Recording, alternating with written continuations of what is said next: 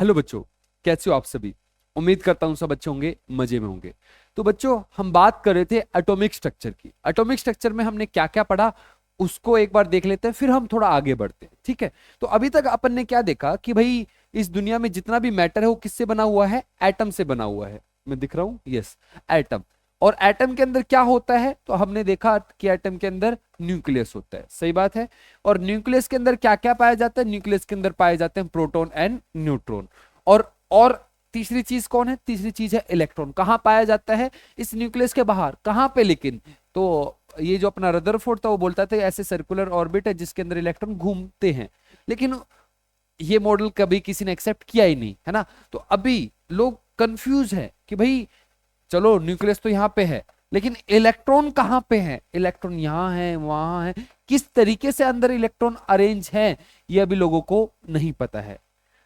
Nucleus के बारे में पता है, न्यूक्लियस सेंटर में है, ये 100% मतलब श्योरिटी श्योरिटी थी लोगों को। लेकिन इलेक्ट्रॉन के केस में कंफ्यूजन है अभी तक कि इलेक्ट्रॉन कहाँ पे किस तरीके से अरेंज है।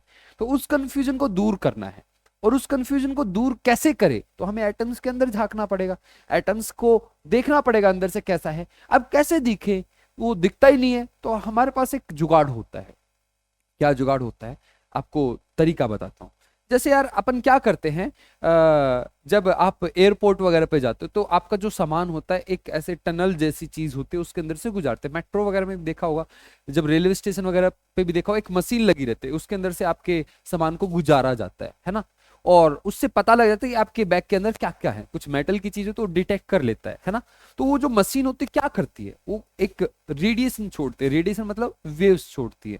और वेव्स की मदद से हम अंदर क्या है वो पता लगा लेते हैं। इसी तरीके सेम लॉजिक का यूज करके हम, हमारे पास कोई एटम है, उसके बीच में न्यूक्लियस है, इलेक्ट्रॉन किस तरीके से अरेंज है वो हम पता करेंगे। लेकिन कैसे? एक वेव्स की मदद से। तो हम वेव्स भेजते हैं, ये वेव्स भेजेंगे इसके अंदर, तो वेव्स आई अपनी। और वेव्स है ना, जब आई तो अलग वेव थी, लेकिन जब यहां से जाएगी वेव तो अलग वेव होगी, वेव, है ना। तो इन दोनों के डिफरेंस की मदद से हम अंदर ये पता लगाएंगे कि अंदर क्या है। समझ रहा है बात? समझ में आ रही है बात? फिर धीरे धीरे समझ में आएगी। तो अब हमें ना वेव्स के बारे में पढ़ना है। और वेव्स में भी स्पेशल टाइप की वेव्स जो वहां पे यूज होती है उनको बोलते हैं इलेक्ट्रोमैग्नेटिक वेव्स। तो पहले वेव्स को तो समझ ले, फिर इलेक्ट्रोमैग्नेटिक वेव्स को भी समझ लेंगे भाई। समझ में आ रही है बात? तो अब एटॉमिक स्ट्रक्चर से थोड़ा हम वेव की तरफ आएंगे, फिर वापस एटॉमिक स्ट्रक्चर में घुसेंगे। तो थोड़ा सा मैं आपको साइड से वेव के बारे में बताता हूँ, थोड़ा बेसिक बता देता हूँ, फिर धीरे धीरे हम आगे अपने टॉपिक में बढ़ेंगे, ठीक है। तो कहा थे हम? वेव्स के बारे में। वेव्स के बारे में बच्चा बच्चा जानता है ना। आप भी जानते हो वेव्स क्या होती है। तो वेव्स आपने बचपन में कभी देखा होगा वेव्स क्या होती है। तो ऐसा जब भी वेव्स आपके दिमाग में आते हैं कुछ ऐसा सीन बनता है आपके दिमाग में, बनता है ऐसी तो इमेज बनती है वेव्स के नाम पे, है ना। वेव्स, वेव्स इसी को तो वेव्स बोलेंगे। यस। अब जो वेव्स होती है इसमें से हम थोड़ा सा एक वेव पे फोकस कर लेते हैं। तो मान लेते हैं इस वेव को यहां से लेके यहां तक हो गई ना वेव, यहां तक। इस वेव पे फोकस करते हैं, बस इतने इतने पे फोकस करते हैं, इतने पे। और सारी चीज को भूल जाओ, इतनी चीज पे फोकस करो, इतनी चीज पे बस। अच्छा, जो ये वेव होती है इसकी कुछ चौड़ाई होती है। चौड़ाई समझ रहे हो क्या? कि वेव, वेव ऐसी भी हो सकती है, तो वेव ऐसी भी तो हो सकती थी भाई, ऐसी ऐसी भी हो सकती थी, है ना। तो चौड़ाई की बात समझ रहे हो? ये कितनी चौड़ी है वेव, इसको बोलते हैं अपन वेवलेंथ। वेव कितनी चौड़ी है उसको हम क्या बोलते हैं? वेवलेंथ। लैम्बडा से डिनोट करते हैं उसको, यहां से लेके यहां तक की जो लेंथ होती है उसको बोलते हैं लैम्बडा, वेवलेंथ बोलते हैं, ठीक है। इसमें इसकी हाइट भी, हाइट कम ज्यादा हो सकती है। अभी ये छोटी वेव है, अब ऐसी भी वेव्स बन सकती हैं, सही है क्या बात? तो वेव्स की हाइट इसको बोलते हैं एम्पलीट्यूड, कितनी हाइट जा रही है ना। इस वेव में जो ऊपर वाला पार्ट होता है इसको बोलते हैं क्रस्ट, और इसको बोलते हैं ट्रफ। ये कभी 9th 10th में आपने पढ़ी होंगी, पढ़ी थी, है ना। क्रस्ट, ट्रफ, एम्पलीट्यूड और wavelength, frequency, wave number, time period, ये कुछ चीजें हैं जो हमें जाननी है, जो हम बार बार यूज करेंगे इस चैप्टर में, और वहां से बहुत सारे क्वेश्चन पूछे जाते हैं, ठीक है। तो सबसे पहले जो बेसिक बेसिक टर्म्स है उनको एक बार ब्रश अप कर लेते हैं, जल्दी से देख लेते हैं, फिर हम आगे बढ़ेंगे, ठीक है। तो कौन कौन सी वर्ड है, कौन कौन सी टर्म है? तो सबसे पहले समझते हैं वेवलेंथ को, ये बहुत काम की चीज है, वेवलेंथ। वेवलेंथ, मैं दिख रहा हूं क्या यार? मुझे ऐसा लग रहा है कि मैं दिख नहीं रहा हूं। दिख रहा हूं, यस। थोड़ा और इस तरफ लिख सकता था, चलो कोई नहीं। दिख रहा है? यस, हाँ यहाँ ठीक है। वेवलेंथ, तो वेवलेंथ क्या होती है? वेवलेंथ एक वेव की कितनी लंबाई है, लेकिन उसको है ना थोड़ा साइंटिफिकली हम थोड़ा अलग तरीके से बोलते हैं। कैसे बोलते हैं? तो एक वेव बनाता हूं आपके सामने पहले तो मान लेते हैं एक वेव है ऐसे, वेव बना दी है ना। तो वेव की लेंथ कितनी? यहां से लेके यहां तक, यहां से लेके यहां तक, ये अपनी वेवलेंथ हुई। समझ में आ रहा है? लेकिन अब इसको डिफाइन कैसे करें? तो डिफाइन करने के लिए ये पॉइंट क्या है, ये पॉइंट क्या है, ये इनको नहीं पता खुद, है ना। इसका कोई ऐसा स्पेशल नाम नहीं है, क्या नाम ले, इसका स्टार्टिंग पॉइंट बोल दे, ये एंड पॉइंट, लेकिन वेव तो पहले से स्टार्ट हो रही है, तो ना स्टार्टिंग पॉइंट बोल सकता है ना एंड पॉइंट, तो कैसे डिफाइन करे? तो इन्होंने क्या किया, इन्होंने बोला कि भाई ये वाला डिस्टेंस और ये वाला डिस्टेंस दोनों सेम ही तो है, ये और ये दोनों बराबर ही तो, यहां से लेके यहां तक का। तो इन्होंने इसके हिसाब से वेवलेंथ को डिफाइन किया। क्या बोलते हैं? It is the distance between two consecutive crust, crust मतलब ऊपर वाला, या टू कॉन्जिक्यूटिव ट्रफ, इसके हिसाब से भी देख सकते हो। तो what is wavelength? It is the distance between two consecutive crust और ट्रफ, ऐसे है। जल्दी से लिख देता हूं, आप भी नोट्स बना लो अच्छे से। तो what is wavelength? It is the distance, it is the distance between two consecutive या सक्सेसिव, समझ रहे हो ना, कॉन्जिक्यूटिव एक के बाद एक वाला कॉन्जिक्यूटिव क्रस्ट और ट्रफ, उसको हम क्या बोलते हैं? उसको बोला जाता है वेवलेंथ। आई थिंक ये क्लियर है, इससे ज्यादा कुछ होता नहीं है, ठीक है। वेवलेंथ हुआ। अब अगली चीज है वेव नंबर। वेव नंबर काम की चीज है, मे भी पहली बार आप सुन रहे होंगे, ये वेव नंबर आपने अभी तक नहीं सुना होगा। वेव नंबर को डिनोट करने का एक तरीका है, एक सिंबल है। जैसे इसके लिए लैम्बडा है तो इसके लिए होता है न्यू। न्यू क्या होता है? वी को थोड़ा सा टेढ़ा करके बना दो, उसको बोल देते हैं न्यू। न्यू बार, इसको बोला जाता है वेव नंबर। तो व्हाट इज वेव नंबर? तो वेव नंबर क्या होता है कि भाई एक यूनिट डिस्टेंस है, उसमें कितनी वेव्स आएंगी। एग्जाम्पल से समझा देता हूं यार, देखो सामने देखना। मेरे पास एक ऐसे ये 1 मीटर है, सही है, 1 मीटर का डिस्टेंस है, और यहाँ पे एक वेव है ऐसे, हो गई खत्म, एक वेव दूसरी वेव, ठीक है।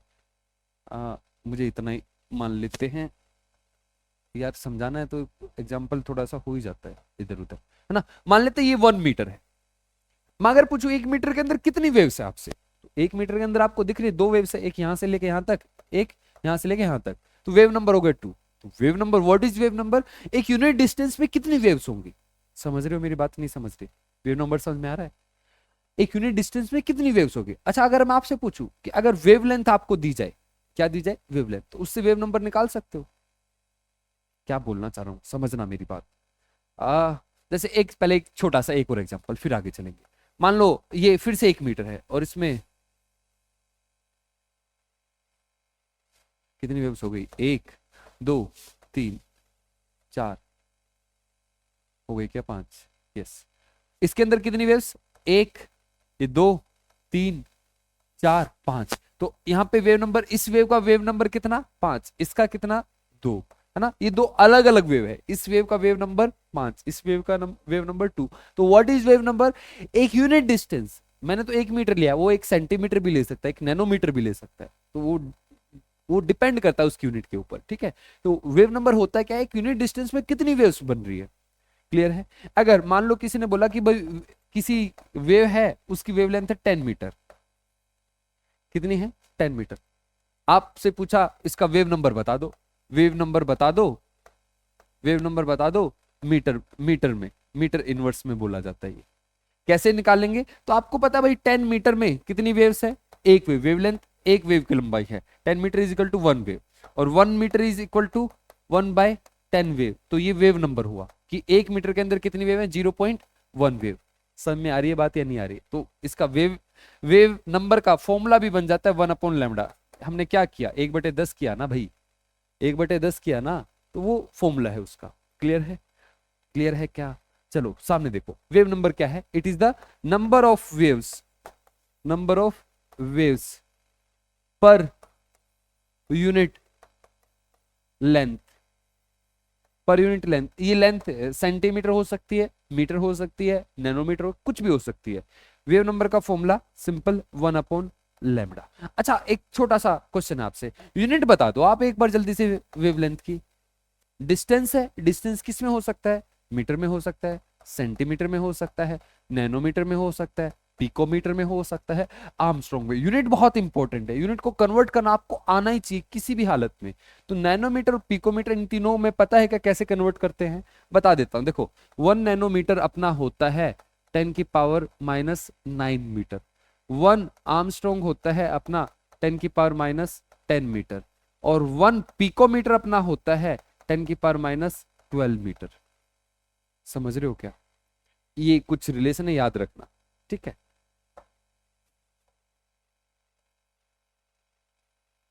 अब यहां पे हमारा वेव नंबर भी हो गया, वेव नंबर क्लियर है। एक यूनिट डिस्टेंस में कितनी वेव है, फॉर्मूला 1/λ। वेव नंबर के बाद अगली चीज आती है, अगली चीज आती है frequency. Frequency, frequency, frequency. Frequency के बारे में तो आई थिंक आप जानते होंगे, बचपन में पढ़ा होगा। What is frequency? फ्रीक्वेंसी का मतलब भाई एक सेकंड में कितनी वेव्स निकल रही हैं एक किसी पॉइंट से, सही है। एक सेकंड में कितनी वेव्स पास हो रही हैं किसी एक पॉइंट से। जरूरी नहीं होता एक सेकंड लो, वो हम एक सेकंड के हिसाब से जनरली कंसीडर करते हैं, वो एक मिनट भी हो सकता है। तो number of waves passing through a point पर सेकंड या पर यूनिट टाइम, उसको हम क्या बोलते हैं? फ्रीक्वेंसी। तो व्हाट इज फ्रीक्वेंसी?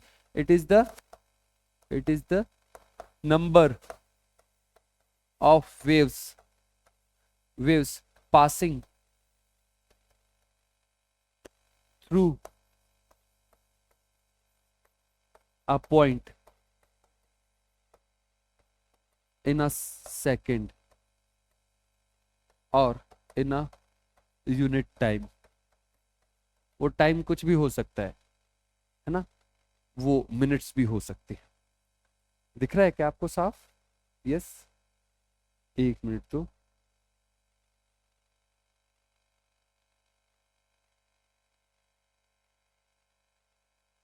चलिए, फ्रीक्वेंसी हुआ। फ्रीक्वेंसी के बाद अगली चीज होती है एक टाइम पीरियड। टाइम पीरियड, तो टाइम पीरियड क्या होता है? कोई एक वेव है, उस पूरी वेव को पास होने में कितना टाइम लगता है किसी एक पॉइंट से। मान लो एक वेव आ रही है, ये है ना, आप यहाँ पे खड़े हो, तो इस पूरी वेव को पास होने में, यहां से पूरी वेव को पास होने में कितना टाइम लगेगा, उसको हम बोलते हैं टाइम पीरियड। क्लियर है? डिस्कस करेंगे, समझाऊंगा, और पहले इसका डेफिनेशन लिख लेते हैं। What is time period? It is the time taken by a wave to pass through a point. समझाने की कोशिश करता हूं आपको, सामने देखना। तो मान लो ये वेव है और वेव की फ्रीक्वेंसी दी जा रही है। वेव की फ्रीक्वेंसी मान लेते हैं 4 हर्ट्स। यूनिट्स, ये हर्ट्स क्या है, यहाँ पे आओ एक बार फ्रीक्वेंसी की यूनिट्स बता देता हूँ आपको जल्दी से। तो इसकी यूनिट्स क्या है? इसकी यूनिट्स, इसकी यूनिट्स, इसकी जो यूनिट्स हैं फ्रीक्वेंसी की, वो होगी क्या? Wave passing through a point in a second. एक सेकंड में कितनी? तो इसकी जो यूनिट्स बनते हैं वो बनते हैं पर सेकंड या सेकंड इनवर्स। और सेकंड इनवर्स को ही हम क्या बोलते हैं? हम बोलते हैं, हम हर्ट्स बोलते हैं। और कई बार इसकी यूनिट्स लिखी रहती है साइकिल पर सेकंड, साइकिल्स पर सेकंड। इसका मतलब कितनी वेव्स पास हो रही है, एक वेव को साइकिल बोल रहे हैं, एक कंप्लीट साइकिल। साइकिल पर सेकंड मतलब कितनी वेव्स एक सेकंड में पास हो रही है। क्लियर है? ये हुआ हमारा फ्रीक्वेंसी। अब मैं थोड़ा सा आपको टाइम पीरियड्स के बारे में बता रहा था। तो फ्रीक्वेंसी का फॉर्मूला, फ्रीक्वेंसी क्या है? 4 हर्ट्ज। इसका मतलब क्या? इसका मतलब है कि 4 वेव्स पास हो रही हैं एक सेकंड के अंदर, किसी एक पॉइंट से एक सेकंड के अंदर 4 वेव्स पास हो रही है। पूछा जाएगा टाइम पीरियड बताओ, तो एक वेव को कितना टाइम लगेगा? तो एक वेव को लगेगा 1/4 सेकंड। सही है क्या बात? तो ये टाइम पीरियड आ गया कि एक वेव के पास होने के लिए कितना टाइम लगता है। What is time period? 1/फ्रीक्वेंसी। यही होता है टाइम पीरियड, और क्या। तो यहां पे लिख दो time period is equal to 1/फ्रीक्वेंसी। क्लियर है भाई? इतनी बात क्लियर? आगे बढ़े। तो ये कुछ बेसिक बेसिक चीज थी किसी वेव के बारे में। अब हम थोड़ा आगे चलते हैं। हमारा जो टॉपिक है उसमें मेनली हमें इलेक्ट्रोमैग्नेटिक वेव्स के बारे में पढ़ना है।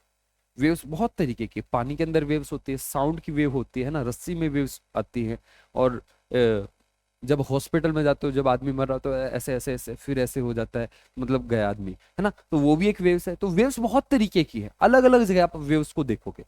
अपन को जो वेव्स, जिन वेव्स के बारे में बात करनी है, वो स्पेशल टाइप की वेव्स है, उनको बोलते हैं इलेक्ट्रोमैग्नेटिक वेव्स, जिनके बारे में हमें जानना है, वो हमारे काम की है। और बाकी वेव्स के बारे में आप फिजिक्स में पढ़ोगे, हमें उनके बारे में कोई लेना देना नहीं है। हमारे लिए इलेक्ट्रोमैग्नेटिक वेव्स काम के, हम इलेक्ट्रोमैग्नेटिक वेव्स पे बात करेंगे। मैं आपको वेव्स नहीं पढ़ा रहा हूँ, है ना, जो मुझे चाहिए था वेव्स में से उन चीजों को पढ़ा रहा हूँ, तो वेव में से मुझे इलेक्ट्रोमैग्नेटिक वेव्स चाहिए, तो उसके बारे में मैं आपसे डिस्कस करूंगा। तो इलेक्ट्रोमैग्नेटिक वेव्स, तो इलेक्ट्रोमैग्नेटिक वेव्स पहले हेडिंग डाल लेते हैं, इलेक्ट्रोमैग्नेटिक वेव्स। इलेक्ट्रोमैग्नेटिक वेव्स क्या होती है? इलेक्ट्रोमैग्नेटिक वेव्स तो पहले समझाता हूं यार, होती क्या है, पहले आपको फील कराता हूं, कहां आपने देखी होंगी। तो इलेक्ट्रोमैग्नेटिक वेव्स मतलब ये ऊपर से मेरे वो लाइट गिर रही है ना, तो वो जो लाइट है वो इलेक्ट्रोमैग्नेटिक वेव्स है। लाइट जो आ रही है वो वेव्स की फॉर्म में आ रही है, और कौन सी है? Electromagnetic waves. एक्सरे सुना होगा आपने, तो एक्सरे में क्या होता है? एक्सरे में वेव्स निकलती, कौन सी वेव्स? Electromagnetic waves. आपने इंफ्रारेड सुना होगा, मतलब अंधेरे में आदमी को देख ले, इंफ्रारेड कैमरेज, है ना, तो उसके अंदर भी क्या? इलेक्ट्रोमैग्नेटिक वेव्स, है ना। आपका एफएम वगैरह काम करता है, कुछ सिग्नल पकड़ता है, सिग्नल क्या पकड़ता है? वो वेव्स को पकड़ता है ना।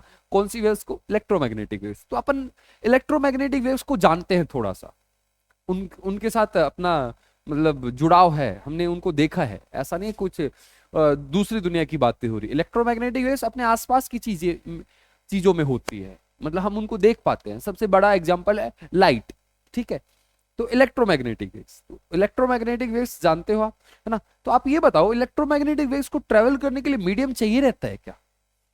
बोलो जल्दी।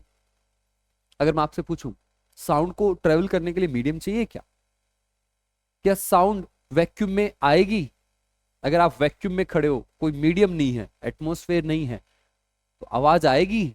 आप कितना ही बोल रहे ना, आवाज नहीं आ सकती। साउंड को मीडियम चाहिए रहता है। और ये जो इलेक्ट्रोमैग्नेटिक वेव्स है, इसको मीडियम चाहिए क्या? तो लाइट से को देखो, लाइट कहां से आ रही है? सन से। सन के आसपास क्या है? एटमॉस्फेयर थोड़ी ना है भाई, वैक्यूम है ना। वैक्यूम में वहां से लाइट ट्रेवल करके आ रही है ना धरती पे। तो इलेक्ट्रोमैग्नेटिक वेव्स बिना मीडियम के भी चल सकते हैं, ये बताने की कोशिश कर रहा हूं। समझ में आ रही है बात? तो कोई भी इलेक्ट्रोमैग्नेटिक वेव्स होती है, उसको उसको मीडियम नहीं चाहिए रहता, बिना मीडियम के भी वो चल सकती है। समझ रहे हो मेरी बात? तो इलेक्ट्रोमैग्नेटिक वेव्स के लिए कोई मीडियम की जरूरत नहीं है, ठीक है। तो पहले इस पॉइंट को लिख लेते हैं, इलेक्ट्रोमैग्नेटिक वेव्स। तो इलेक्ट्रोमैग्नेटिक वेव्स का क्या कहना है, इलेक्ट्रोमैग्नेटिक वेव्स के बारे में आप क्या जानते हो? तो इलेक्ट्रोमैग्नेटिक वेव्स को कोई मीडियम नहीं चाहिए रहता, ये हम जानते हैं।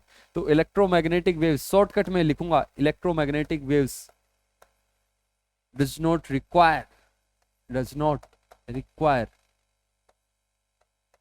Any medium to travel. कोई भी, जैसे लाइट है, एक्सरेज है, इनको कोई मीडियम नहीं चाहिए रहता, वैक्यूम में भी चलती है ना, और मीडियम के अंदर से भी चलती है, तो इनको कुछ चाहिए नहीं। Electromagnetic waves does not require any medium to travel, can travel या प्रोपगेट इन वैक्यूम। इतनी बात समझ में आ रही है? चलो, अच्छी बात है। दूसरी बात को समझो। अब जैसे लाइट है भाई अपनी, लाइट की स्पीड कितनी है? लाइट की स्पीड पता होगा आपको, 3 × 10⁸ मीटर पर सेकेंड, है ना। एक्सरेज की स्पीड पता है? नहीं पता। इंफ्रारेड नहीं पता। रेडियो वेव्स नहीं पता। लाइट की पता है? जो भी electromagnetic waves, light electromagnetic waves है, एक्सरे इलेक्ट्रोमैग्नेटिक रेज है, इंफ्रारेड इलेक्ट्रोमैग्नेटिक वेव्स है, और रेडियो वेव्स वो भी इलेक्ट्रोमैग्नेटिक वेव्स है। जो भी इलेक्ट्रोमैग्नेटिक वेव्स होगी उस लाइट की स्पीड से चलती है, सारी इसकी सारी इलेक्ट्रोमैग्नेटिक वेव्स लाइट की स्पीड से चलती है, क्योंकि लाइट खुद इलेक्ट्रोमैग्नेटिक वेव्स है। समझ में आ रही है बात?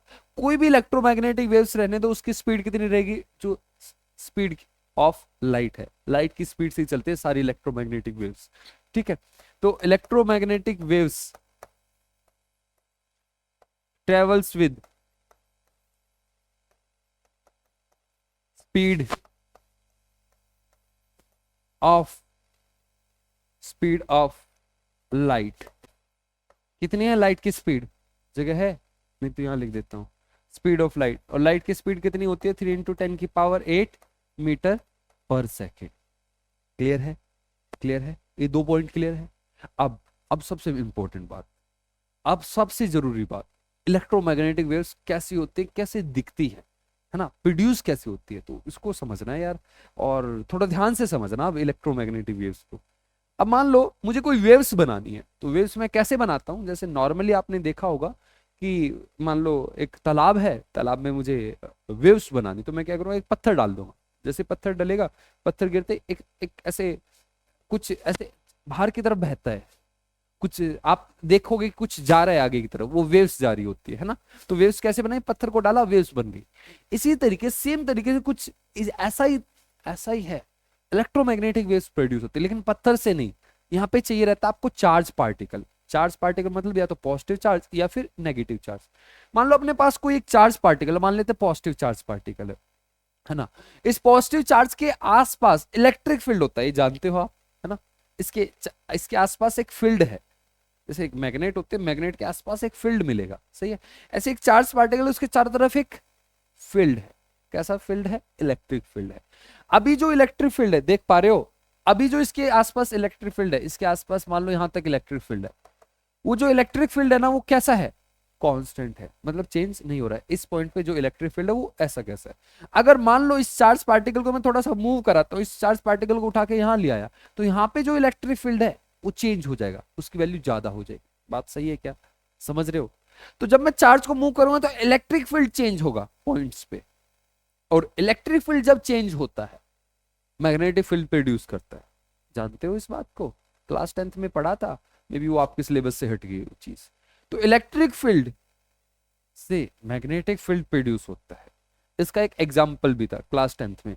मान लो एक वायर है, इस वायर के अंदर से करंट पास हो रहा है, और इसके चारों तरफ अगर आप मैग्नेटिक फील्ड देखना चाहते हो, पार्टिकल है, देखो एक चीज को समझना, इलेक्ट्रिक फील्ड है, इलेक्ट्रिक फील्ड से मैग्नेटिक फील्ड प्रोड्यूस होता है, लेकिन जो इलेक्ट्रिक फील्ड है ना, वो कांस्टेंट नहीं होना चाहिए, वो बदलना चाहिए। चेंजिंग इलेक्ट्रिक फील्ड से मैग्नेटिक फील्ड प्रोड्यूस होता है, ठीक है। चेंजिंग इलेक्ट्रिक फील्ड से मैग्नेटिक फील्ड प्रोड्यूस होता है। चेंजिंग इलेक्ट्रिक फील्ड, बार बार बोल रहा हूं, चेंजिंग इलेक्ट्रिक फील्ड से मैग्नेटिक फील्ड, और मैग्नेटिक फील्ड से इलेक्ट्रिक फील्ड, लेकिन दोनों चेंजिंग होने चाहिए, कांस्टेंट नहीं होने चाहिए। अब सुनना, यहाँ पे एक करंट कैरिंग वायर है, और जब ये करंट कैरिंग वायर है तो इसके अंदर से क्या बोलते हैं, इलेक्ट्रॉन्स होंगे, चार्ज पार्टिकल है, मूव कर रहा है, मूव कर रहा है तो इलेक्ट्रिक फील्ड चेंज हो रहा है, और इलेक्ट्रिक फील्ड के चेंज होने से वहां पे मैग्नेटिक फील्ड प्रोड्यूस होता है। तो आपको याद होगा एक ऐसे करंट कैरिंग वायर के चारों तरफ ऐसे ऐसे गोल गोल कुछ बनता था, याद है क्या, मतलब वो डालते थे, क्या बोलते हैं, आयरन फिलिंग, तो गोल गोल मैग्नेटिक फील्ड बन जाता था, है ना। तो कोई भी जब इलेक्ट्रिक फील्ड होता है, चेंजिंग इलेक्ट्रिक फील्ड, उससे मैग्नेटिक फील्ड प्रोड्यूस होता है, और अगर मैग्नेटिक फील्ड चेंजिंग हो तो उससे इलेक्ट्रिक फील्ड प्रोड्यूस होता है। कैसे, एक एग्जांपल देता हूं, आपने मे भी पढ़ा है नहीं पढ़ा, लेकिन मोटर तो जरूर देखी। तो मोटर के अंदर क्या सीन रहता है भाई, मोटर के अंदर एक मैग्नेट रखती है, नॉर्थ और साउथ, ठीक है, और यहाँ पे एक ऐसा कुछ चीज रहती है, उसके ऊपर ऐसे तार को लपेट के रखते हैं, तार को लपेट के रखते हैं, और इसके अंदर हम करंट पास करते हैं। जैसे इसके अंदर करंट पास होगा तो ये जो करंट पास हो रहा है वो अपना मैग्नेटिक फील्ड बनाएगा, और यहाँ पहले से मैग्नेटिक फील्ड है, तो वो आपस में रिपेल करते हैं, तो ये घूमने लगता है। तो मैं ये बताना चाहता हूँ सिंपली आपको कि भाई changing electric field magnetic field produce करता है, चेंजिंग, और चेंजिंग मैग्नेटिक फील्ड फिर से क्या प्रोड्यूस करता है, इलेक्ट्रिक फील्ड। समझ रहे हो क्या, समझ रहे हो क्या। अगर इलेक्ट्रिक फील्ड चेंज हो रहा है तो magnetic field, magnetic field change हो रहा है तो इलेक्ट्रिक फील्ड, ये दोनों आपस में बहुत जुड़े हुए हैं। ज्यादा आप फिजिक्स में पढ़ोगे इनके बारे में, ठीक है। अब कहाँ थे अपन, हाँ हम कहाँ थे भाई, कहाँ थे, मुझे इलेक्ट्रोमैग्नेटिक वेव्स के बारे में बताना था आपको। तो कहाँ गया मेरा चार्ज पार्टिकल, चार्ज पार्टिकल को मैं मूव करा था, चार्ज पार्टिकल, तो चार्ज पार्टिकल को फिर से उठाता हूं मैं, चार्ज पार्टिकल। तो मेरे पास ये चार्ज पार्टिकल है, चार्ज पार्टिकल को मैंने मूव कराया, चार्ज पार्टिकल को यहां लेके आया। जैसे चार्ज पार्टिकल को यहां लेके आऊंगा ना, तो इलेक्ट्रिक फील्ड चेंज होगा, और इलेक्ट्रिक फील्ड चेंज होते ही मैग्नेटिक फील्ड चेंज होगा, मैग्नेटिक फील्ड चेंज होने से इलेक्ट्रिक फील्ड चेंज होगा, इलेक्ट्रिक फील्ड को चेंज होने से मैग्नेटिक फील्ड। तो होता क्या है, बड़ी मजेदार चीज होती है, थोड़ा ध्यान से समझना, ऐसी चीज आपने देखी नहीं होगी कभी, ऐसा सुना भी बहुत कम होगा। जैसे आप पत्थर डालते हो, पत्थर डालते ही पत्थर गया नीचे, एक वेव्स वहां से जनरेट हो जाती है और वेव्स आगे की तरफ बढ़ती है। ऐसे ही जैसे चार्ज नीचे आया, चार्ज नीचे आ गया, लेकिन यहां से कुछ निकल गया, कुछ निकला है, कुछ निकला है, क्या निकला है? वेव्स निकली है। वेव्स कौन सी निकली है? इलेक्ट्रोमैग्नेटिक वेव्स निकली है। कैसे निकली है मैं आपको बता रहा हूं। तो यहाँ पे इलेक्ट्रिक फील्ड चेंज होगा, इलेक्ट्रिक फील्ड चेंज हुआ, इलेक्ट्रिक फील्ड के चेंज होने से मैग्नेटिक फील्ड, मैग्नेटिक फील्ड के चेंज होने से इलेक्ट्रिक फील्ड, इलेक्ट्रिक फील्ड के चेंज होने से मैग्नेटिक फील्ड, मैग्नेटिक फील्ड के चेंज होने से इलेक्ट्रिक फील्ड। ये चीज आगे बढ़ती चली जाती है, इलेक्ट्रिक मैग्नेटिक, ये चलती रहती है, चलती रहती है, चलती रहती है। इन दोनों का जो कॉम्बिनेशन होता है उसको बोलते हैं इलेक्ट्रोमैग्नेटिक वेव्स। आसान तरीके से समझाने की कोशिश करता हूँ। मान लो, मान लो मैं है ना एक वेव हूं, मैं एक वेव हूं, मैं वेव हूं और आपकी तरफ आ रहा हूं ऐसे वेव, ठीक, ऐसे, ये मेरा मोशन है, वेव का मोशन, आगे की तरफ आना। लेकिन जब मैं आ रहा हूं ना तो मेरे साथ दो चीजें और आ रही है, वो मेरी आत्माएं हैं, उनके बिना मैं नहीं, अगर वो होंगी तभी मैं हूं, नहीं तो मैं भी नहीं। तो मेरे मेरे साथ दो आत्माएं, एक आत्मा नहीं, दो आत्मा, ऐसे इमेजिन कीजिए। जब मैं आगे चल रहा हूं तो एक आत्मा है ना ऐसे करती है, ऐसे, मैं आगे चल रहा हूं, वो आत्मा ऐसे, हमेशा ऐसे, इसी डायरेक्शन। मैं आगे चलता हूं तो वो ऐसे, ऐसे। और एक और आत्मा है, वो कैसे करते हैं? वो ऐसे करती है, समझ रहे हो? एक आत्मा ऐसे, एक ऐसे, एक ऐसे, इन दोनों का कॉम्बिनेशन मैं, ऐसे। समझ रहे हो क्या? कुछ समझ रहे हो क्या? ऐसे, ऐसे, ऐसे, ऐसे, और मैं सामने। अब कुछ ऐसा ही होता है वेव्स की, इलेक्ट्रोमैग्नेटिक वेव्स में। हंसो हंसो मत आप, है ना, थोड़ा समझाने, वो वेव्स को समझाने की कोशिश करता हूँ। तो वेव में कुछ ऐसा ही हो रहा है। वेव में क्या सीन हो रहा है भाई, कि वेव में है ना भाई, ये जो इलेक्ट्रोमैग्नेटिक वेव्स है जो इस चार्ज के पार्टिकलों से निकली है, उसके अंदर एक इलेक्ट्रिक फील्ड है, एक मैग्नेटिक फील्ड है, और उन दोनों के कॉम्बिनेशन से वेव आगे बढ़ती जा रही है। और जो इलेक्ट्रिक और मैग्नेटिक फील्ड है वो परपेंडिकुलर है, आप देखना, ये ये डायरेक्शन है, इस डायरेक्शन में, ठीक है, इस डायरेक्शन में, ध्यान देना, इस डायरेक्शन में। और एक, ये कौन सी डायरेक्शन है? ऊपर। और एक, ये दोनों 90 डिग्री हैं, ये दोनों 90 डिग्री हैं क्या? 90 डिग्री हैं। तो ये कौन सा मान लेते हैं? Electric field. ये इलेक्ट्रिक फील्ड, ये वाली आत्मा इलेक्ट्रिक फील्ड, और ये वाली मैग्नेटिक फील्ड, ये दोनों आपस में परपेंडिकुलर। मैं कहाँ जा रहा हूँ? इस तरफ। ये इन दोनों के बीच में कितना एंगल? 90। इन दोनों के बीच में कितना एंगल? इन दोनों के बीच में कितना एंगल? इन दोनों के बीच में कितना एंगल? 90। इन दोनों के 90, इन दोनों के 90, 90, 90, 90, 90, हर जगह 90 एंगल। मतलब इलेक्ट्रिक फील्ड, मैग्नेटिक फील्ड, ये मेरी डायरेक्शन, ये मेरी डायरेक्शन है ना, इन दोनों के बीच में 90, इन दोनों के बीच में 90। समझ में आ रही है बात या नहीं आ रही है? मैं आपको ये समझाने की कोशिश कर रहा हूं कि भाई जो इलेक्ट्रोमैग्नेटिक वेव्स होती हैं उसमें एक इलेक्ट्रिक फील्ड होता है, एक मैग्नेटिक फील्ड, दोनों आपस में परपेंडिकुलर, और जो वेव का मोशन होता है वो उनके भी परपेंडिकुलर। वेव इस तरफ चल रही है, मैग्नेटिक फील्ड ऊपर, इलेक्ट्रिक फील्ड ऐसे। एंगल, कितना एंगल है? यहाँ पे, यहाँ पे, यहाँ पे, यहाँ पे, इन दोनों में कितना? 90। यहाँ पे कितना एंगल है? 90। समझ रहे हो क्या? 90। समझ रहे हो? तो इलेक्ट्रोमैग्नेटिक वेव्स में दो फील्ड होते हैं, एक इलेक्ट्रिक फील्ड, एक मैग्नेटिक फील्ड, दोनों आपस में 90 डिग्री, उसके परपेंडिकुलर वेव्स का मोशन होता है। जिस तरफ वो मूव कर रहे होंगे इलेक्ट्रिक फील्ड और मैग्नेटिक फील्ड, उसके परपेंडिकुलर हमारी वेव्स चलती है। क्लियर है क्या?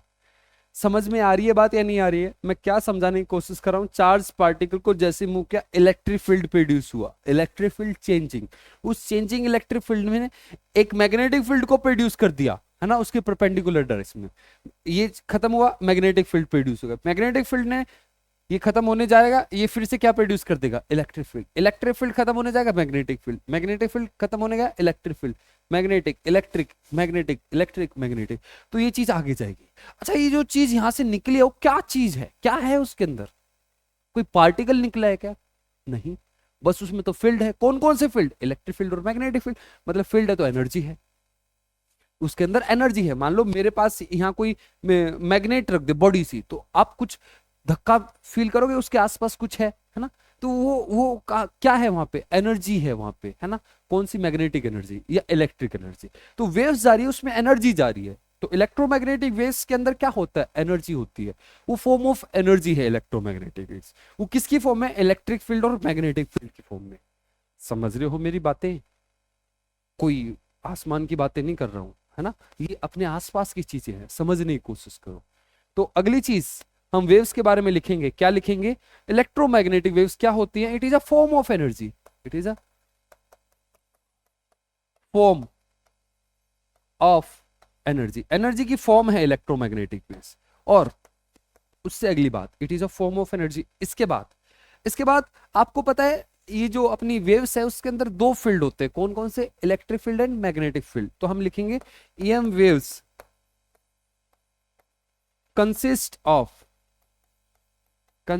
ऑफ इलेक्ट्रिक फील्ड, ईएफ का मतलब electric field, and MF magnetic field है ये, है ना। EM waves consist of electric field and magnetic field which are perpendicular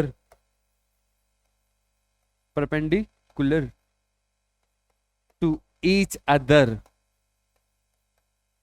and also perpendicular to motion of wave। Wave ऐसे चल रही है, इलेक्ट्रिक फील्ड ऐसे है 90 डिग्री, है ना।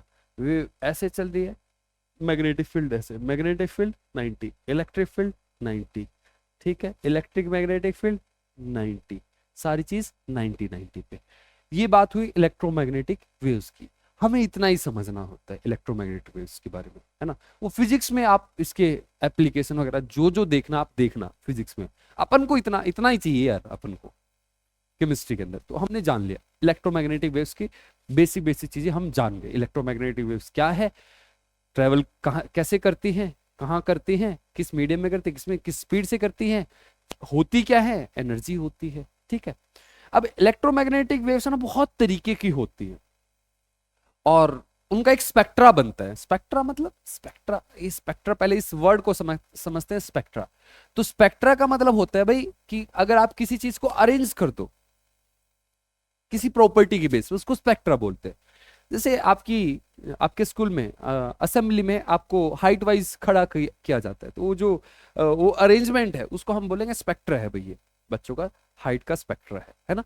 तो किसी भी चीज को अगर आप अरेंज कर दो किसी प्रॉपर्टी के बेस पे, उसको हम बोलते हैं स्पेक्ट्रा। तो व्हाट इज स्पेक्ट्रा, अरेंजमेंट, किसी चीज की अरेंजमेंट, किसी भी चीज की अरेंजमेंट और किसी प्रॉपर्टीज के बेस पे, है ना। किसी चीज की अरेंजमेंट करो किसी ना किसी के बेस पे करोगे तो उसको हम स्पेक्ट्रा बोलते हैं, ठीक है। स्पेक्ट्रा का जनरल मतलब क्लियर है। अब थोड़ा सा इसका मतलब यहां पे एक होता है electromagnetic spectra, electro electro electro magnetic spectrum, spectrum बोलो स्पेक्ट्रा बोलो, स्पेक्ट्रा मतलब है एक, स्पेक्ट्रम मतलब ज्यादा, ठीक है। इलेक्ट्रोमैग्नेटिक स्पेक्ट्रम क्या होता है ये, आप बहुत सारी इलेक्ट्रोमैग्नेटिक वेव्स को अगर अरेंज कर देते हो उनकी फ्रीक्वेंसी या वेवलेंथ के हिसाब से, तो उसको बोलते हैं हम इलेक्ट्रोमैग्नेटिक स्पेक्ट्रम। अच्छा यार एक चीज मैं आपको बताना भूल गया, वेव्स में सबसे इंपॉर्टेंट बात तो भूल ही गया यार, एक बार उसको क्लियर कर देता हूं। देखो सामने देखना, एक मिनट, सॉरी, और इसके लिए इस भूल के लिए बहुत बहुत सॉरी, ठीक है। तो मैं आपको ये बताना चाहता था, जैसे दो वेव्स है, एक ये वेव है और एक ये वेव है। अगर मैं आपसे पूछूं किसकी वेवलेंथ ज्यादा, आप बोलोगे इसकी वेवलेंथ ज्यादा, है ना, वेव ये लंबी है, इसकी वेवलेंथ कम। मैं पूछूं किसकी फ्रीक्वेंसी ज्यादा, तो फ्रीक्वेंसी मतलब एक सेकंड में कितनी वेव्स पास हो रही है, तो ये वेव्स को पास होने में टाइम लगेगा, ये जल्दी जल्दी निकल जाएंगी, तो इसकी फ्रीक्वेंसी ज्यादा, इसकी फ्रीक्वेंसी कम। सही है क्या बात, जिसकी वेवलेंथ ज्यादा उसकी फ्रीक्वेंसी कम, जिसकी फ्रीक्वेंसी कम उसकी वेवलेंथ ज्यादा। तो अपन ये बोल सकते हैं frequency is inversely proportional to wavelength, बोल सकते हैं क्या। अगर वेवलेंथ ज्यादा फ्रीक्वेंसी कम, अगर वेवलेंथ कम तो फ्रीक्वेंसी ज्यादा, इनवर्स रिलेशन है। ये हटाएंगे कांस्टेंट आएगा। इलेक्ट्रोमैग्नेटिक वेव्स के केस में आता है सी, सी होती है स्पीड, किसकी? जनरली वेव्स की होती है। यहाँ पे इलेक्ट्रोमैग्नेटिक वेव्स की तो स्पीड हमें पता है, क्या? Speed of light. तो c is equal to mu into lambda, ये होती है स्पीड ऑफ लाइट। ये फॉर्मूला किसके लिए? इलेक्ट्रोमैग्नेटिक वेव्स के लिए है। क्लियर है? पक्का? मैं भूला नहीं था, बस इतना था कि ये मुझे कराना था आपको इलेक्ट्रोमैग्नेटिक वेव्स को कराने के बाद। ठीक है, तो c is equal to mu into lambda. ये रिलेशन बहुत काम का है भाई, बहुत काम का रिलेशन है। Mu is equal to c by lambda. आपको भूलना नहीं है इसको, किसी भी हालत में बार बार यूज करेंगे। कभी भी फ्रीक्वेंसी को वेवलेंथ में बदलना है, इस फॉर्मूले का यूज करेंगे। ठीक है, आगे बढ़ते हैं। कहाँ थे अपन? हम इलेक्ट्रोमैग्नेटिक स्पेक्ट्रा, जब हम बहुत सारी इलेक्ट्रोमैग्नेटिक वेव्स को अरेंज कर देते हैं फ्रीक्वेंसी के अकॉर्डिंग या वेवलेंथ के अकॉर्डिंग, उसको बोलते हैं इलेक्ट्रोमैग्नेटिक स्पेक्ट्रा। तो हमारे पास एक स्पेक्ट्रम है, उसको हम लिखते हैं। याद करने का तरीका मैंने याद कर रखा है, रोमी लक्सी। रोमी, ओ नहीं आता उसमें, एम आता है बस। रोमी लक्स जी। G for gamma, X for X-ray, U for UV, L for visible light, I for infrared, M for microwave, R for radio waves। इसको लिख देता हूं। ये अपनी गामा रेज, गामा रेज दिख रहा है उस तरफ? Yes, gamma rays. ये है अपनी एक्स रेज, ये है अपनी अल्ट्रा वायलेट रेज, ये है अपनी विजिबल लाइट, विजिबल लाइट, और इसके नीचे इंफ्रारेड, इंफ्रा और रेड, और यहां पे माइक्रोवेव, माइक्रोवेव, और यहां पे हो गई अपनी रेडियो वेव, रेडियो वेव। सही है? इस तरफ हम जाएंगे left to right, left to right. Gamma rays इस तरफ फ्रीक्वेंसी इंक्रीज करती है, फ्रीक्वेंसी इंक्रीज। तो आप बताओ वेवलेंथ क्या करेगी? वेवलेंथ की बात करें तो वेवलेंथ अपनी डिक्रीज करेगी। जहां फ्रीक्वेंसी ज्यादा वहां वेवलेंथ कम। क्लियर है? इस तरफ एनर्जी भी बढ़ती है, गामा रेज की एनर्जी सबसे ज्यादा है ना, उसके बाद एक्स रेज की। तो फ्रीक्वेंसी ज्यादा तो एनर्जी भी ज्यादा होती है, बाद में बात करेंगे इसके बारे में। लेकिन फ्रीक्वेंसी ज्यादा तो वेवलेंथ कम, इस बात के लिए हम श्योर है। तो ये इलेक्ट्रोमैग्नेटिक स्पेक्ट्रा, इलेक्ट्रोमैग्नेटिक वेव्स के बारे में। इसके बाद इसके अलावा और भी चीजों को हमें डिस्कस करना है वेव्स के बारे में, इसके वो अगली क्लास में हम डिस्कस करेंगे। तब तक के लिए थैंक यू, गुड बाय।